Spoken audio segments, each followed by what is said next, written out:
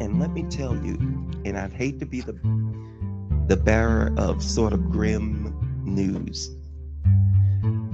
You can't get this conceptually.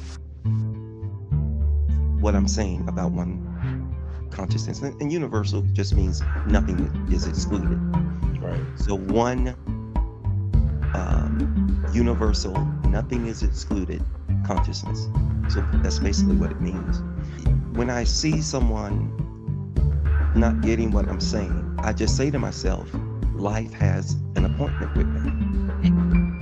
And one day, and I say, I don't like to be the grim reaper, but most cases it's going to take a tragedy, a huge challenge,